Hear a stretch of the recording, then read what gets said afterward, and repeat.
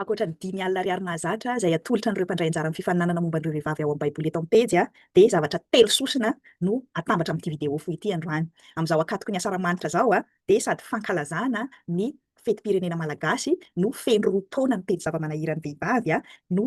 izay nanomboka tamin'ny fankalazana ny fetiny iray tamin'ny volana jona 2024 dia amin'ny maha-tantely amam-bahona ny fiainana moa dia fantatsika fa misaona koa ny pejy nodimandy ny isan'ny reny sy renibe izay niara nanorina ny fikambanana zava-manahirany vehivavy ary isan'ny nanolotra fampianarana be dia be ho antsika teto amin'ny pejy sy ho an'ireo mpikambana tany Mahajanga ineny Rasoanandrasana Noeline Lucie. Efa miala sasatra ao amin'ny fasan'ny Nino ao amin'ny Toa Betelany Boeny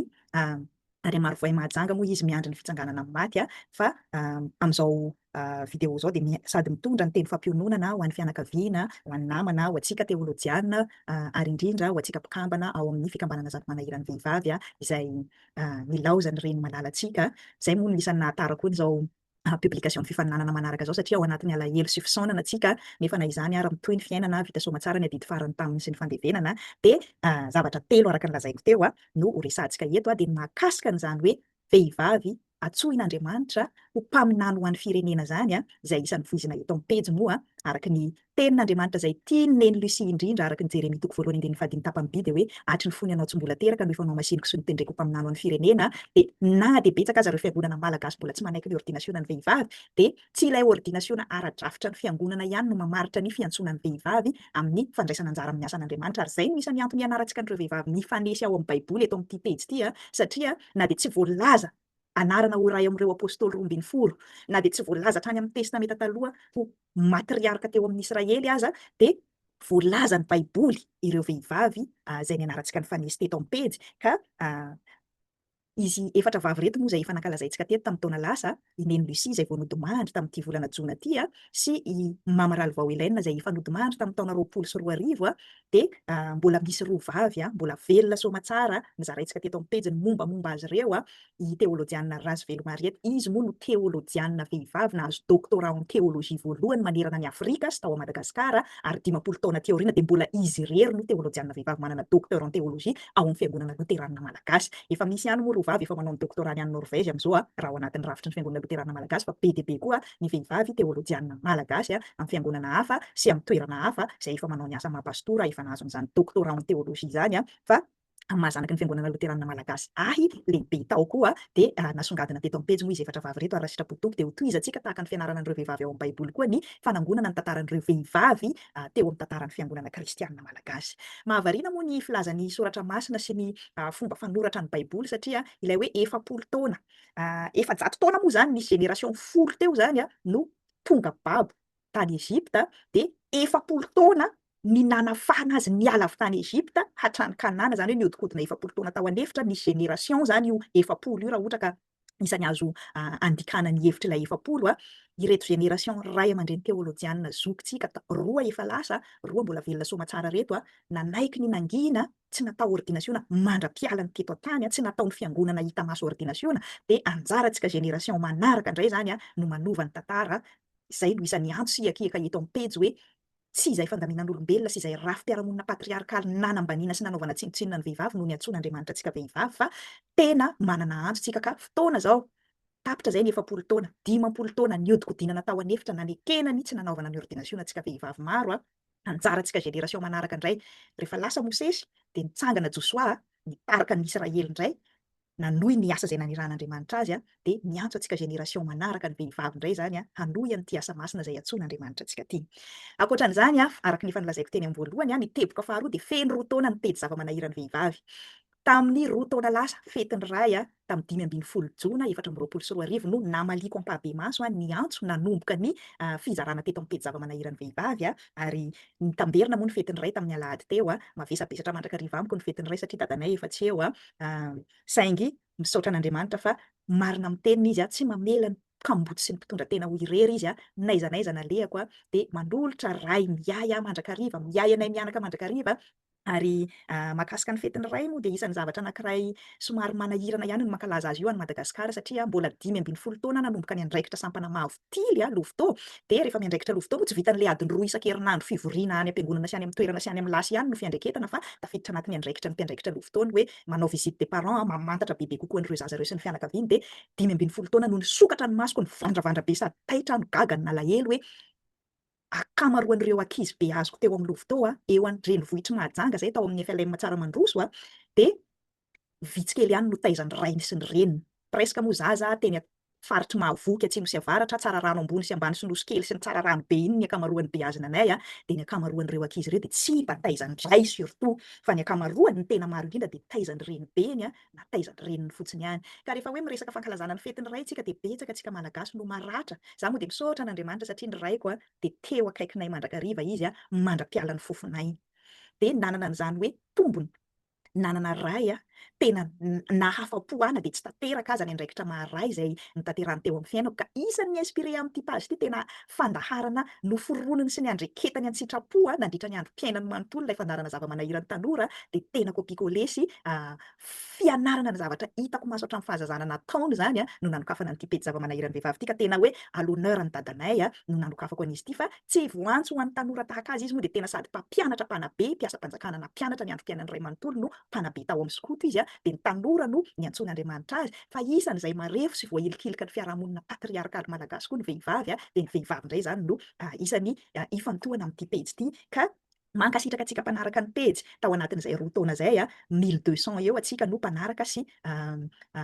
manao réaction ato amin'ny pejy hatramin'izay be dia be ireo zavatra efa nizaraintsika teto efa nizara fampianarana soratra masina momba an'ireo vehivavy ao amin'ny baiboly be dia be tsika teto amin'ny pejy ary izay no tohizantsika androany. Miezaka atsika manome an'ilay fanomezana 10,000 ariary mba ho famporisihana atsika amin'ny fandraisana anjara ary arabaina moa ireo mpandray anjara mavitrika rehetrarehetra. Na efa tonga soamatsara any amin'ny fanjaniriana indray zany ilay fanomezana 10,000 ariary tamin'ny fifaninanana momba ny vehivavy izay nianarantsika farany tamin'ny baiboly teo dia i Priscilla. Androany atsika dia hanomboka fifaninanana indray izay azahoana 10,000 ariary amin'ny alarobia faha 5 ambin'ny 10 ny volana jolay 2024 araka ny mahazatra amin'ny 20 any amin'ny ora any Madagasikara. Fa na izany ary mialohany irosotsika amin'ilay fifaninanana dia tsy hay koa ny hijery fotsiny tsy hankalaza ny fankalazana ny faha 9 ambin'ny 10 taona ny fahaleovantenantsika isaky ny 9 jona na dia aty lavitra aty États-Unis aty moa zany izay amin'izao dia misy foana ny malagasy miara-mankalaza ny fetim-pirenena aty ary misaotra an'Andriamanitra mandrakariva niantsoany ahy ho malagasy sy manao an'izao asa fanompoana izay lekeko izao ataoko ho an'ny vehivavy malagasy dia te hisintona ny saintsika satria maty États-Unis misy fotoana izay nanao dia mitsidika an'ireo tanàna tamin'ny alalan'ny fiara manodidina ny États-Unis dia teo any tonga saina ary amin'ity taona ity koa dia ankalazany fa 10,9 taona ny firenena mikambana aty Amerika avaratra ilay antsoina hoe United States of America dia teo anatsikaritra hoe kay moa samy nanana ny taona nahazahoany fahaleovantena koa ireo État 10 mitambatra ato anatin'ny États-Unis ireo araka an'izay anarany hoe État Unis izay dia ireto firenena 13 aty amin'ny sisiny atsinanana aty ireto no nanomboka ny ilay maha États-Unis azy efa tany amin'ny taona 7,790 tany zany zareo no nikambana voalohany ho État dia miampy tsikelikely moa ireo État ireo zahay aty Californie aty amin'ny sisiny andrefana indrindra aty tany amin'ny 7,790 no nahazo fahaleovantena. Rehefa miresaka hoe fahaleovantena moa tsika dia gagagaga ihany hoe hay moa voazanaka koa États-Unis taloha eny tompoko voazanaka daholo ny firenena rehetrarehetra teto amin'izao tontolo izao fa rehefa nahazo ny fahaleovantenany izy dia nanomboka niarina tsikelikely. Le hoe colonisation moa zany terme vaovao nampiasana tamin'ny taorian'ny conférence de Berlin zany rehefa nifanaraka ry zareo firenena Européana nieritreritra ho tompony ampira tamin'izany fotoana izany hoe ho zarazaraintsika izao tontolo izao dia samy hangalan'izay tany hozanany atsika dia teo ilay terme hoe fanjanahan-tany ilay fantatry ny génération-ntsika ankehitriny no nipoitra fa ny fanjanana dia efa nisy hatramin'ny taloha ela be ary amin'ny maha-teolojiana moa dia ny baiboly no fitaovana eo am-pelantanako nanomboka tamin'izany firenena Egyptiana zany natanjaka indrindra taloha dia izy no nanjanaka an'izao tontolo izao sy nanjanaka ny Israely dia ny ampahany tantara moa ny voasoratra ao amin'ny baiboly rehefa resy indray ireo Egyptiana lany hery izy dia tonga indray ireo mpanjanaka taty afara ny Babiloniana ny Persiana ny Romana be dia be nisy mpanjanaka foana zany teo amin'ny tantaran'izao tontolo izao dia isan'ny voazanaka ny frantsay sy ny anglisy koa ny Amerika ray manontolo taloha ary isan'ny nahazo fahaleovantenany tsikelikely koa izy fa niaraka tamin'izareo reto tamin'ny conférence de Berlin izay nizarazara ny Afrika no nizarazara ny Amerika koa fa rehefa samy nahazo ny fahaleovan-tenany moa zany tsirairay dia samy nitazona ny anazy fa misy ihany tahaka antsika Madagasikara no nahazo fahaleovan-tena saritsariny ary te hazakazaka hoe anatin'ny 80 taona 19 taona dia te hitovy amin'ny firenena hafa rehetra fa niarina tsikelikely daholo tompoko ny firenena rehetra ary ny fotoana fankalazana ny fetim-pirenena na ny fetin'ny fahaleovan-tena no fotoana fieritreretana sy fandiniana an'izay fandraisana anjara hitanao fa azonao atao ho an'ny firenenao indray mandeha isan-taona ihany io ka amerenako indray ny fanentanana antsika amin'ity projet voalohany ny taona voalohany moa ny fikambanana zava-manahirany vehivavy na ny marimarina kokoa ny pety zava-manahirany vehivavy dia za rery no mpikambana tao za rery no niezaka ny zara teto mazava ho azy moa nanasa vahiny samihafa natao interview teto nanolotra fampianarana soratra masina samihafa teto fa nanomboka tamin'ny taona faharoa tamin'ny 20 marsa 2024 vao ny taona namana vitsivitsy tao Mahajanga niaraka nanomboka n'ilay fikambanana zava-manahirany vehivavy tao Mahajanga dia telo volana monja tao aorianan'io dia nitsangana sahady koa ireo namana tany Tuiliara niara nankalaza ny fetiny reny hitantsika eto amin'ny pejy daholo zany fankalazana ny fetiny reny en parallèle tany Mahajanga sy tany Tuiliara izay nataon'ireo mpikambana zany ary amin'izao fiatrehana ny fahatelo taona zao dia mieritreritra amin'izay hanao tetikasa maharitra ho an'ireo mpikambana any Mahajanga aloha amin'ny alalan'ity tetikasa majajy ity izay nanentanana antsika foana teto nanomboka tamin'ny volana marsa ny fanentanana no efa natao ka hatramin'izao farany volana jona zao araka ny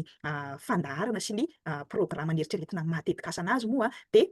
bajajy 5 no tanjona tiana hotratrarina $30,000 miaraka amin'ireo tsopitsopitsony budget rehetrarehetra ny vola ilaina indrisy anefa mandraka ankehitriny mbola eo amin'ny $1,500 eo ny voangona satria misy ihany moa namana aty toerana avy dia manome cash direct na manome mandefa any amin'ny compte bancaire misy koa namana avy any Norvège izay sahirana nampiasa an'ilay GoFundMe dia nalefa direct any amin'ny compte bancaire any Madagasikara ilay vola dia mbola lavitrezaka be ty tetikasa ty nefa araka ny programan'ilay tetikasa zany izay napetraka dia ny volana May sy ny volana Jona no fanangonana an'ilay vola na izany na tsy izany aza zavatra misy amin'ny tetikasa rehetrarehetra zany tsy voatery ho tratra ny tanjona nefa na izany raha tsy miabandona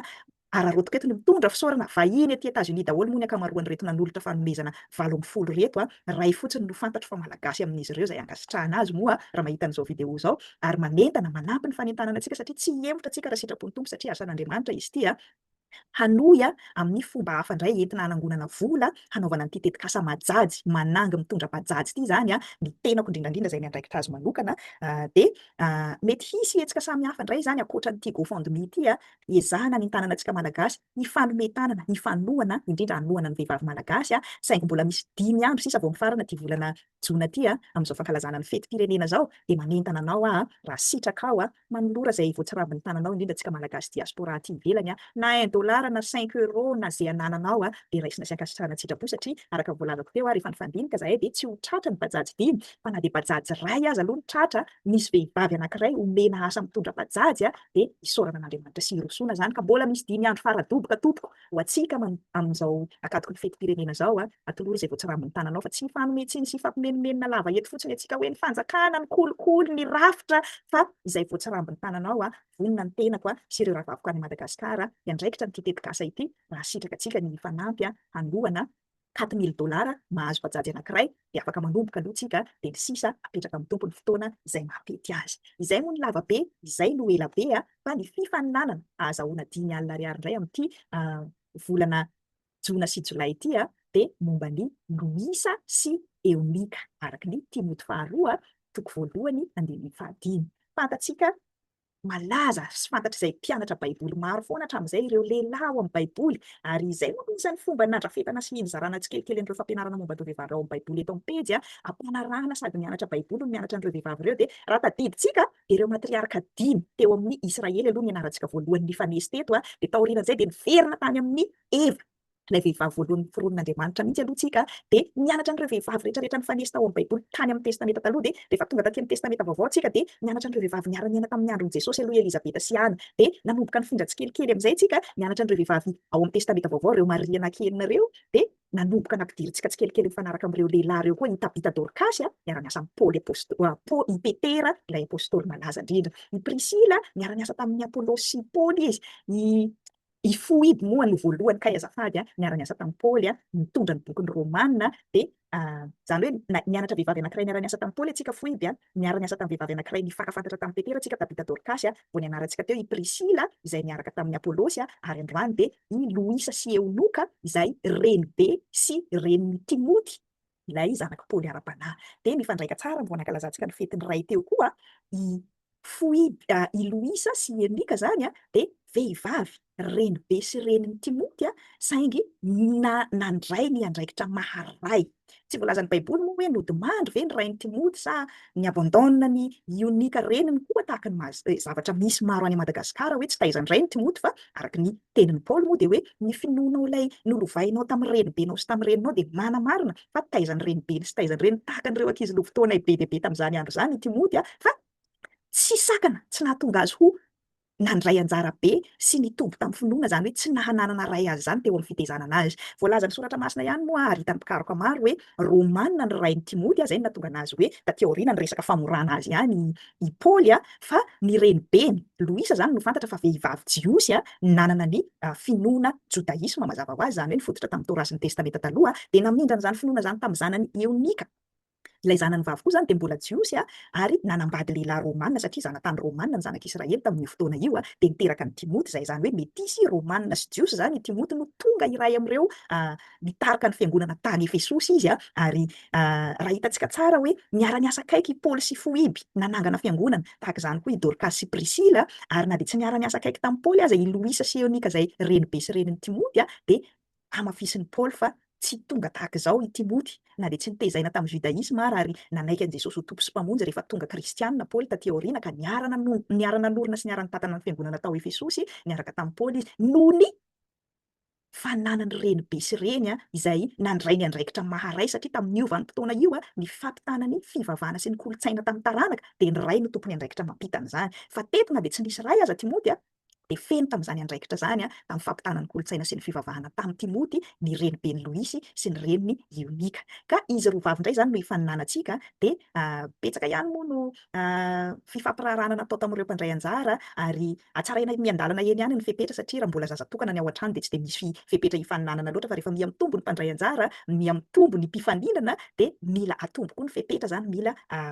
atao matotra tsara mba hahamora ny fijerena hoe iza no azo an'ilay 5 alina indray amin'ny alarobia 15 Jolay dia izao ny fepetra vaovao. Tsy miova ilay hoe ianao ihany no manisy laharana mitanisa afaka ataonao tsikelikely izay rehetra fantatrao momba ny Loisa sy Eonika. Saingy izao mahafinaritra be ilay tsika manitatra an'ilay lesona azo tsoahana amin'ny fiainan'ireo vehivavy ao amin'ny baiboly ireo ary sambany moa tamin'ity taona ity tena mahatratra hoe 1800 any mihitsy ny valiteny ilay nahazo fanomezana farany teo fa izao ferantsika amin'izay momba n'izy roa vavy ihany ny zavatra azo lazaina amin'ny fifaninanana ary teny fepetra vaovao isoroantsika ny fahatafitoinan'ny mpandray anjara izay rehetra efa voatonona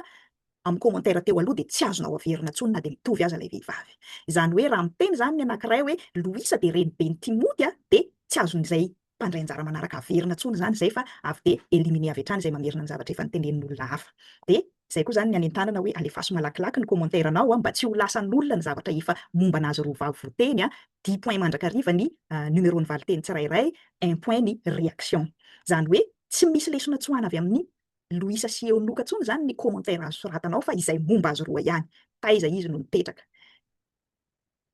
Mazava ho azy renibe sy renin'ny Timoty izy izay manoratra an'izay voalohany ihany zany no voaray dia ampio fa be dia be efa hitantsika teto tamin'ireo vehivavy rehetrarehetra ny anarana tany fa betsaka ny tsy voasoratra ao amin'ny baiboly nefa mahakasika azy roa vavy aza mamoroporona foana satria verifieko zany ny valiteninareo ary ho lazaiko tsikelikely izay mamerina ny voalazany hafa mba tsy hanahirana antsika any amin'ny farany nefa mba hampazoto ny mpandray anjara koa dia atomboy avy hatrany ary sorata ao amin'ny commentaire izay momba ny Loisa sy Eonika ihany dia izay ifandraisany amin'ny Timoty sy Paoly fa tsy manitatra be momba ny Paoly atsika tsy manitatra be momba ny Timoty atsika fa izy roa vavy no ifaninanana izay fantatrao momba azy roa vavy no sorato tsy tafiditra intsony zany izay lesona azo tsoahana fa hoe i Loisa dia izao, Eonika dia izao. Izay ihany no azo soratanao dia asio laharana atsoina namanao hanao réaction 10 points ny valiteny 1 point de réaction izay mahazo isa maro indrindra aloha mahazo ny 5 alina ariary indray amin'ny alarobia 15 Jolay 2024 dia mankasitraka anao hatrany amin'ny fandraisana anjara sy ny fanarahana ny pejy. Dia mirary fankalazana ny asaramanitra finaritra ho antsika rehetra aza dino no mandray anjara amin'ilay projet majajy ho fandraisana anjara amin'ny fampandrosoana ny vehivavy malagasy amin'ny alalan'ny fanomezana asa vehivavy hitondra bajajy ao Mahajanga. Dia mankasitraka